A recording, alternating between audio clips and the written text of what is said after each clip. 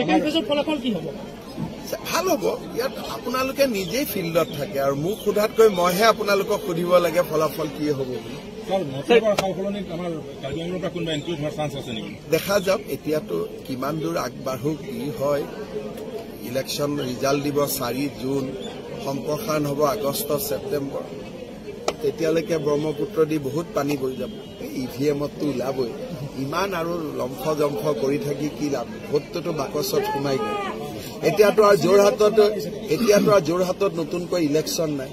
আমি যিমানে লম্ফ জম্ফ কৰি নাথাকো কিয় ইলেকশ্যন আৰু নতুনকৈ বাকচটো খুলিব নেকি? পিছত সলনি সেকেন্ড ফেজৰ ফলাফল কি হ'ব?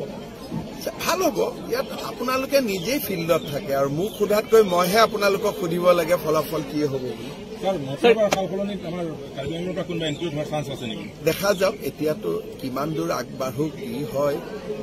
ইলেকশ্যন ৰিজাল্ট দিব 4 জুন, সম্প্ৰসাৰণ হ'ব আগষ্ট ছেপ্টেম্বৰ। তেতিয়ালৈকে ব্ৰহ্মপুত্ৰ দি বহুত পানী বৈ যাব। EVMতো ওলাবই। ইমান আৰু লম্ফ জম্ফ কৰি থাকি কি লাভ? ভোটটোতো বাকচত সোমাই গ'ল। এতিয়াতো আৰু যোৰহাটত নতুনকৈ ইলেকশ্যন নাই। আমি যিমানে লম্ফ জম্ফ কৰি নাথাকো কিয় ইলেকশ্যন আৰু নতুনকৈ বাকচটো খুলিব নেকি?